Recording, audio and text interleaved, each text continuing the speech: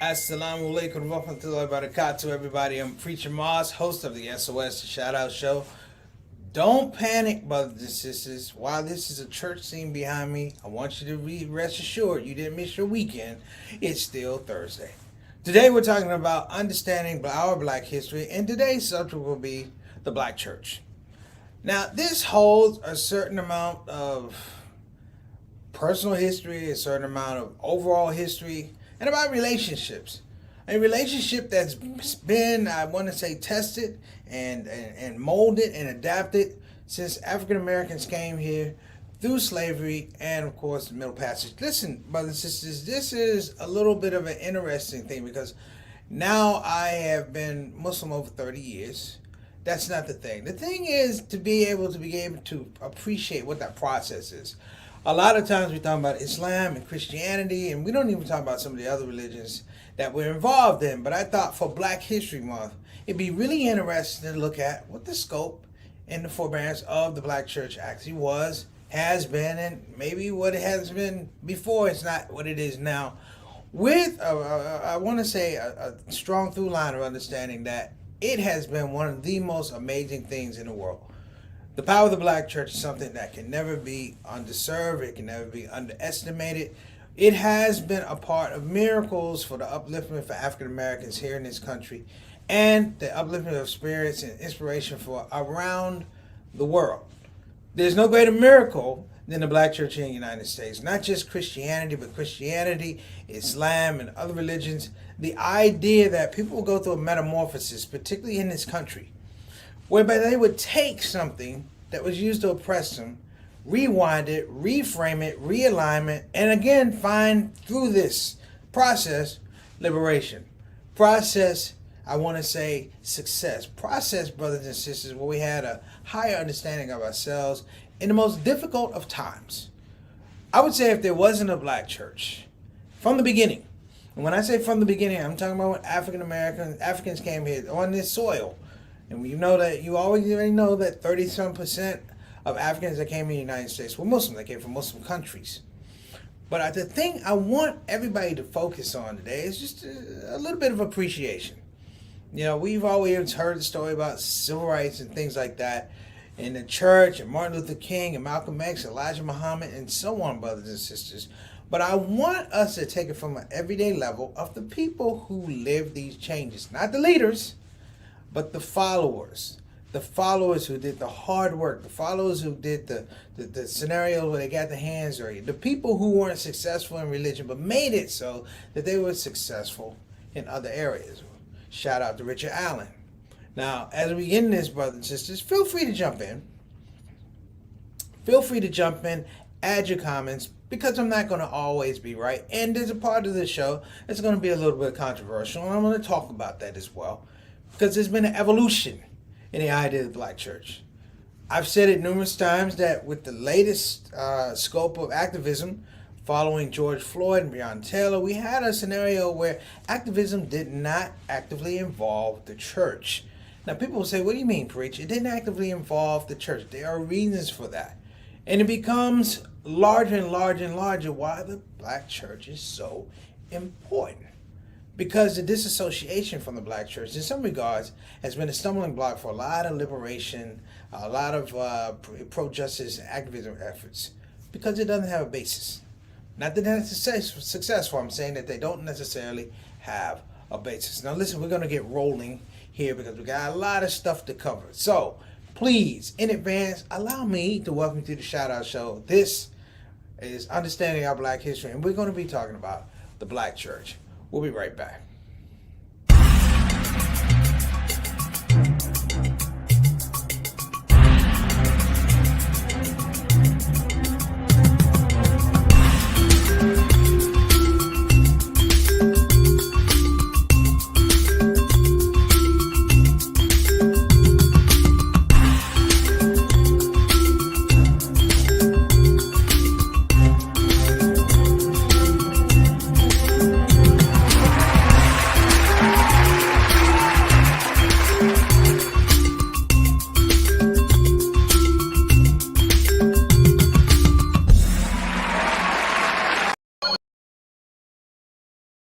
We just need help.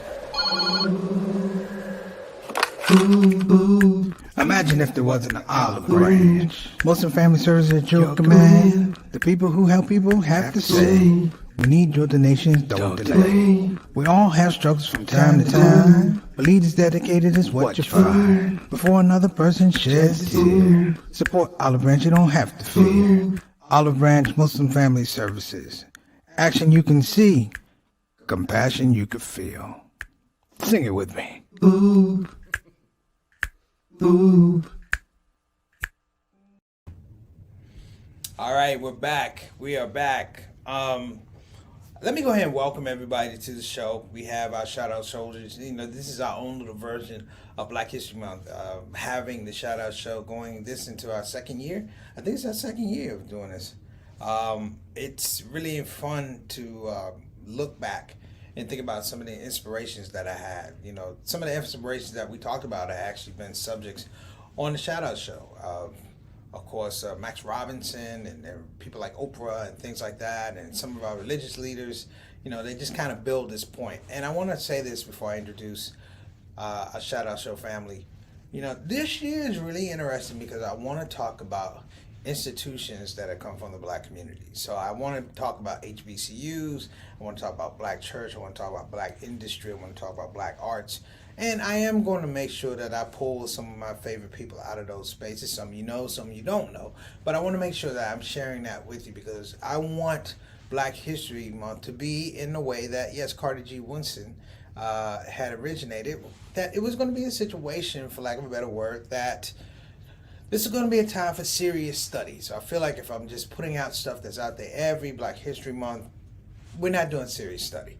So let me begin that process, and I beg for your patience and understanding because, you know, a lot of times with Black History Month, we are kind of stuck in a certain rut and we do it a certain way. So I'm going to introduce this some non-conventional ways, some non-traditional ways, and I'm going to ask for your leeway and your trust as we do it. So let's go ahead and get our folks in here on the shout out show. Let's get our family in here. We got Sister Mary Moss. Happy day. Groundhog Day. Stay warm. Okay. See? All right. You know, I totally forgot it was Groundhog Day. Satana, did you know? She's like, nah, stop it, Allah. Nah, I didn't know it was Groundhog Day. I just know it was cold. So it's a cold day, but I'll get around to Groundhog Day later. Thank you very much, Mama Son. Next up, we got Sister Reed. Hello to you, Sister Reed. Peace and blessings to you and your family. Assalamu alaikum wa rahmatullahi wa barakatuh. Hope you're doing well. Thank you for tuning in. You're a part of the Black History, within Black History on the Shout Out Show. We appreciate you. A long-term, devoted follower, brothers and sisters of the Shout Out Show. We're talking about Sister Reed and her family. Much blessed to you and Derek and Juwan. Thank you so much for joining us today. Next up, she said, oh, that's right. I had a picture of my mom with Mr. Chappelle and taking a picture back then and Thanksgiving. Thanksgiving time. There you go. Nice picture. Next up, we got Johnny L. Thomas, our other resident Black historian. What's going on, JT? Wa alaikum assalam rahmatullahi wa barakatuh. Today, brother, we're going to try and talk about Black History Month, but we're going to try and put it in this framework of the Black church today. And if anything you want to add in, make sure you get it in the comment section early so we can get it on screen and we can talk about it. All right? I know some folks put the comments in at the end of the show. Don't do that. Put them up early and let Sister Satana put you guys in the stream and we can talk about it. Like I said, this is an open discussion. All right? Okay, next up.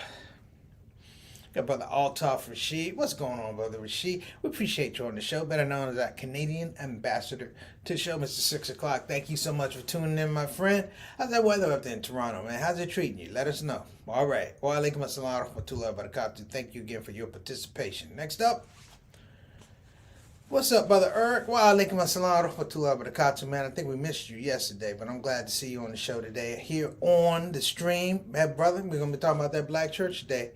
Now, I can't remember now. Brother Eric, were you born Muslim or did you convert like myself? We're going to talk about this church today. Got to get it in. All right. There you go. Next up. Oh, Sister Satana did not put herself in the stream? Oh, my gosh. She's just pressing all the wrong buttons today. We got Sister Ika. Sister Ika, coming all the way from Depok, Indonesia. We appreciate you, Sister Ika. Thank you so much for tuning in. And if there are any black churches out there in Depok, Indonesia, please let us know right away. Walaikum assalam warahmatullahi wabarakatuh. I know that was unnecessary, but I went there. Next up. And here we go. We got Sister Tana, who is so worked up about the black church that she is pressing the wrong buttons today. I'm just kidding.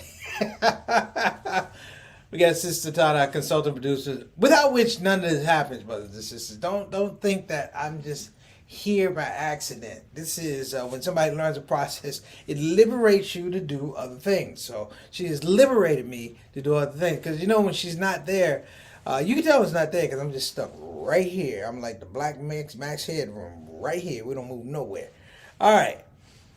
All talk. We say we have some snow we can send your way. Hey, brother, Allah said never refuse a gift from another Muslim, but you can keep that one. Thank you so much. All right. Brother Eric said that he converted in 1993. All right, brother, we around the same time there, brother. I was a little bit earlier than you, but we're around the same time. All right. So let's get to this space about understanding the black church.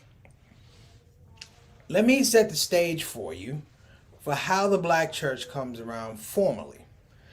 First of all, it's not in the 1800s. It's in the late 1700s. Richard Allen, former slave, buys his freedom. Hear what I'm saying now?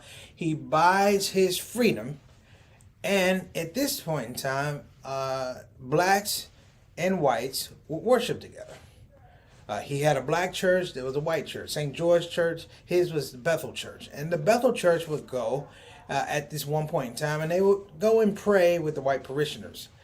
This one particular time they went to the church, the white parishioners said, no, don't pray with us. Wait till we finish and leave, and then you could pray. And at this point in time, Mr. Allen said, I'll do you one better. We're just going to leave now. We'll never come back to this church, which they never did.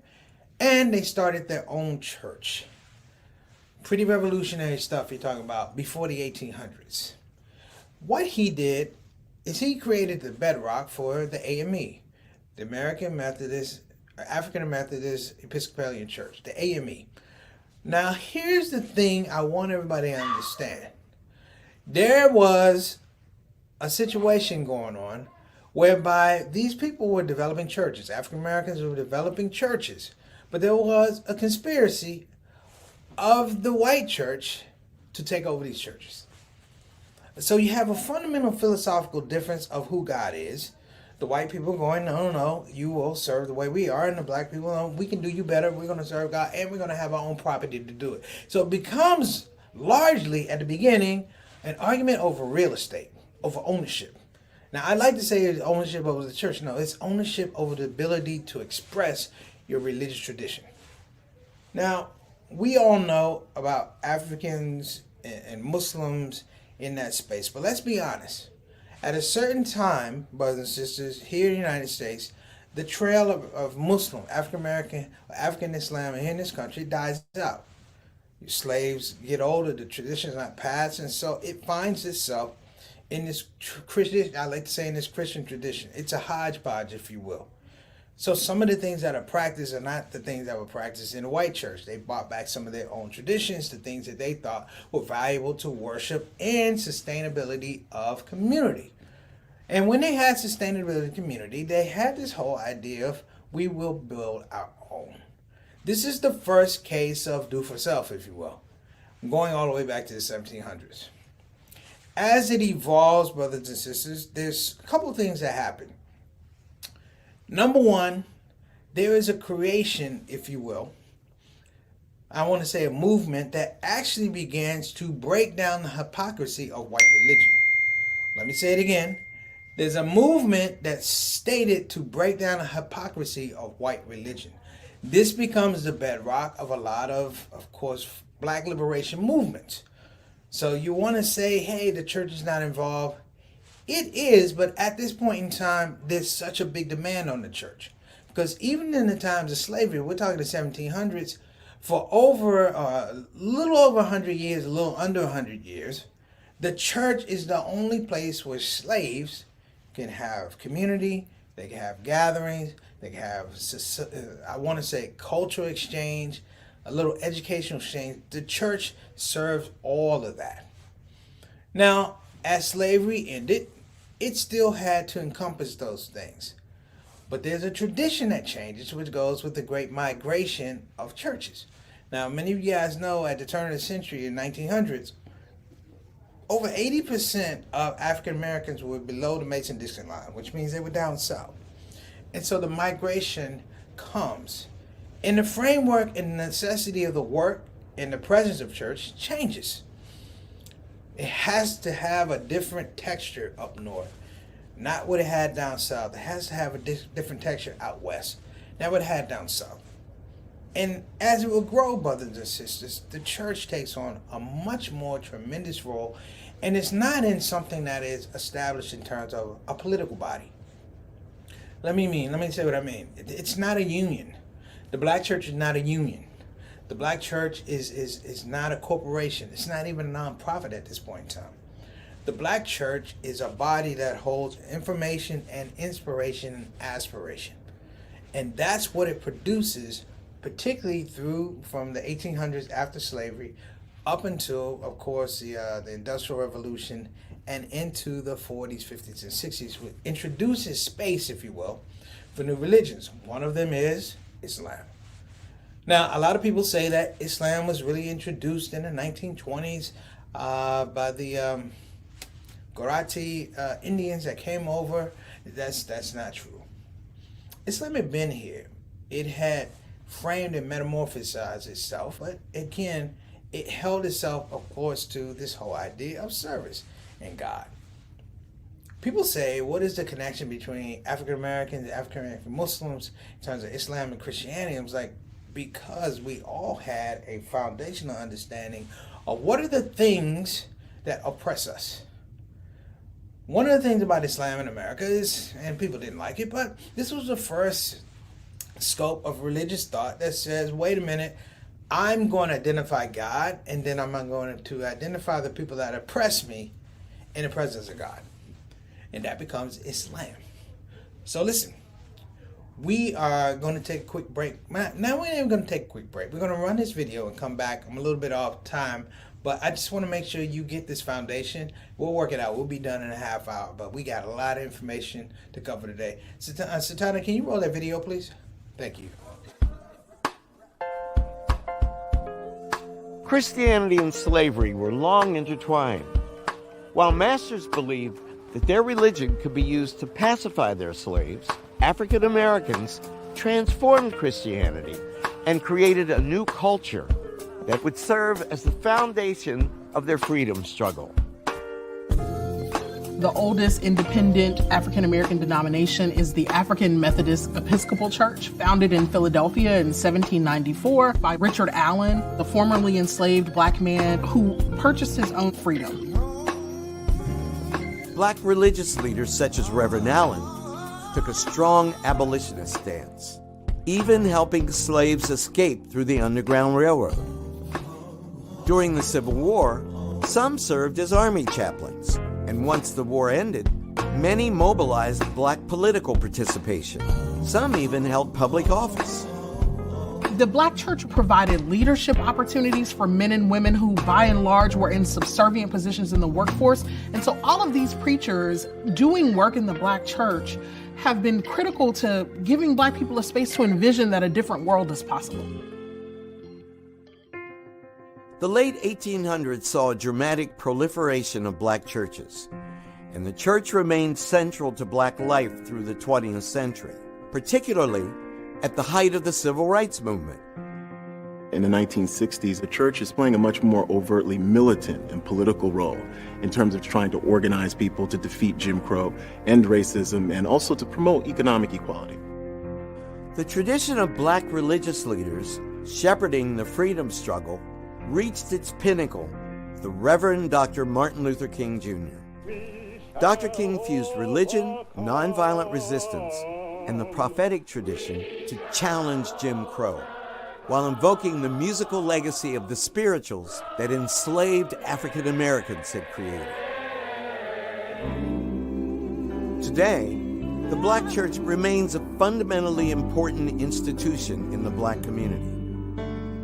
The black church has had to be everything to black people because American society was unwilling to do so. Today, we don't need the church to do the same things for us, but do I think the church is still a relevant institution? Absolutely. It is the place that you can come and rebuild your spirit after you deal with the spiritual assault on black life that many African Americans experience because of enduring histories of racism and discrimination.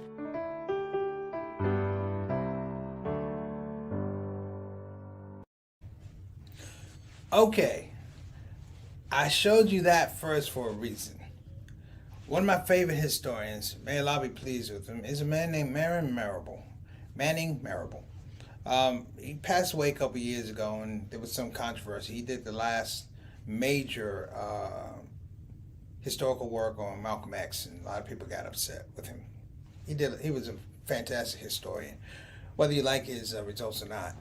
But he gives a different view about the black church in terms of the civil rights movement. I've watched this a couple times, and there's some nuances that are there that explains where we are now in terms of how we view the black church. Roll it when you're ready, Satata.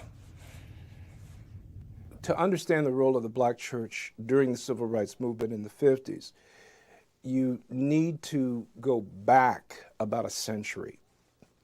During slavery, the only institution that white racists, the slaveholders, would permit people of African descent to have as their own was the church. The church was the only place where blacks could congregate together in prayer, but they also used that site of faith as a place of gathering resistance, of plotting rebellion.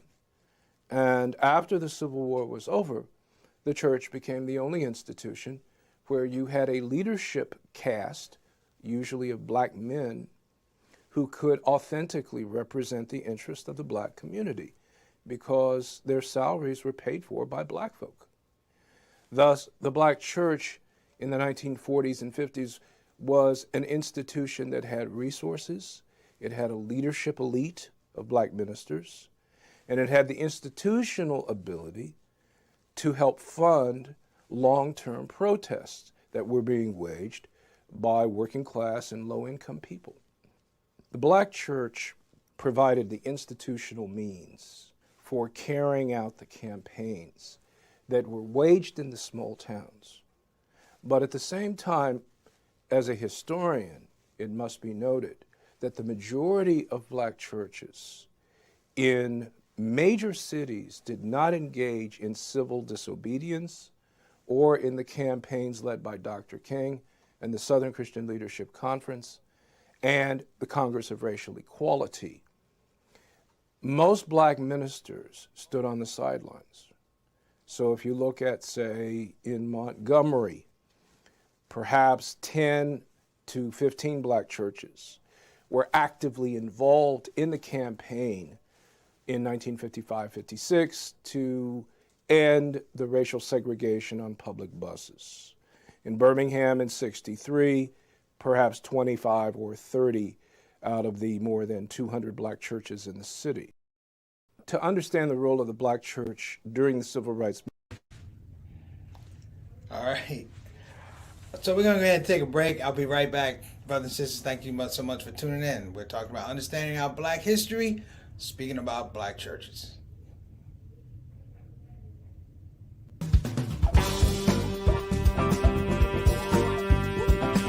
Hey, babies. Welcome to Radio WCUC, Convenient Urgent Care, home of the smart patient. This is DJ What It Do. You know what time it is. It's the top of the hour, and the request lines are open. You know what you want to hear. I know what you want to hear. Operators are waiting.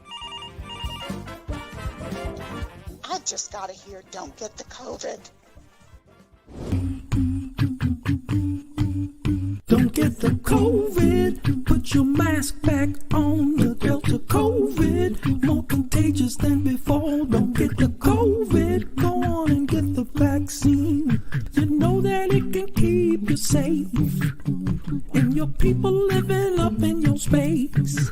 Don't get the COVID, you need to wash your hands. The Delta COVID is more deadly than before. Don't get the COVID, go on and get your vaccine. You know that it can keep you from dying. Don't leave your family all alone and crying. Don't get the COVID. We invite you to join our fight against COVID and against misinformation. It's time to listen to the doctors and trust the science. When I think of people dying that don't have to die, it makes me sad.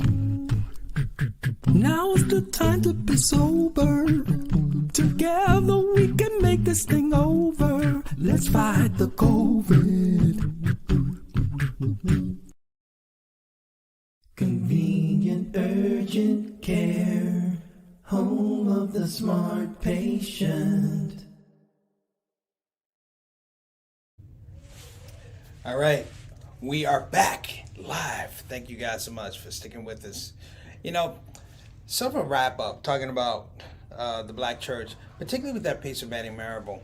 One of the interesting things is, as we have moved forward in terms of social advocacy, dealing with social justice issues, more and more and more, it's not involving the church as much. A lot of things we're talking about, social ills and things like that, we're not involving the church as much. We have, in some regards, relegated the church to a space of spiritual functionality, but it doesn't have communal functionality. I was just riding down the road and I saw something, and it reminded me of the way churches used to be, or how they were perceived. It was a COVID testing spot. Now, a lot of churches had free COVID testing, things like that, but it was interesting that we used to have so much health care that ran through the churches. We're talking about blood pressure, health checks, things like that, and we don't have it as much, brothers and sisters, because I don't want to say it's a movement or conspiracy, or we've just let that relationship lapse, if you will. It has so much to do with the fact that we're not looking at the church in terms of that function anymore. We have somehow replaced it with other things. The church was a space where we had core identity, if you will. Let me explain core identity. Core identity is that I may not be these things Monday, Tuesday, Wednesday, Thursday, Friday, Saturday, but on Sunday for Christians and on Friday for Muslims, there was a core identity. Even if you didn't go to the church or the mosque, there was something that tied you to that religious institution, something that you didn't do. It's sort of like Ramadan, if you will. You don't have to go to a particular place to do Ramadan, but when you know during the month of Ramadan that these are the things we do, that's core identity. We moved away from that. We moved greatly away from that, and I wouldn't even throw out that I think it began largely in our education systems. When we had HBCUs that were tied into, of course, Christian churches, but as HBCUs moved away, and the whole idea of core identity was tied to jobs, it was tied to position, it was tied to money, we let the religion, if you will, the black church, ease out. In some cases, we even ease it out, because this is what America was responding to. And let me throw this out here before we get too late. America never, ever, ever responded to the positivity, the importance, the relevancy of the black church, and they still don't. The only thing that has reduced the black church is the people that go to the black church, or in this case, the people that don't go to the black church. Manny Marable was 100% right when he talked about the civil rights, because we are misled, brothers and sisters, and I wanted us to know that we need to be more active in our places of worship. The mosque, the church, the synagogue, and I'm not even saying where you necessarily go pray. I'm talking about places of worship you need to do. That was it. That was an impetus, if you will, for Interfaith. So I'll throw that out there. So let me go to the wrap up. Here we go. Shout out to BeFinanciallyIndependent.com. Again, that's BeFinanciallyIndependent.com. You can call 202-508-3780. Again, that's 202-508-3780. 3780. Get that information about your finances, particularly around tax time. And if you're thinking about getting a quality graduate level education, go to Bayan Islamic Graduate School. Go to bayanonline.org. Again, that's bayanonline.org. Check them out. And we'll give a shout out to our newest partner. Of course, that's UsHub TV. That's ushub.tv. UsHub TV, doing great things. The newest Muslim streaming platform in the community. Check them out. They're doing great things. And last but not least, we got to give a shout out, of course, to Convenient Urgent Care, our sponsor. Check them out at www.convenienturgent.com. Again, that's www.convenienturgent.com. That's our show for today. Black Church, see you guys on Monday, inshallah. Assalamu alaikum wa rahmatullahi wa barakatuh. Black Church.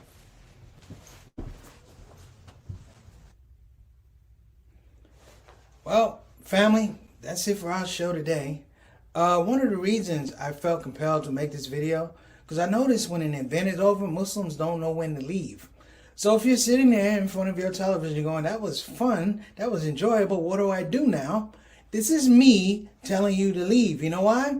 Because the show is over. I already left. I taped this before I made it. So you have permission to leave. And you also have permission to come back. To the Shout Out Show, we are Monday through Thursday. Again, that's 6 o'clock Eastern Time, 5 o'clock Central, and of course on the West Coast, 3 o'clock. So we want to thank you for coming on the show, my brothers and sisters. And guess what? This is yet another exercise for you to leave, because I'm out of here. Later.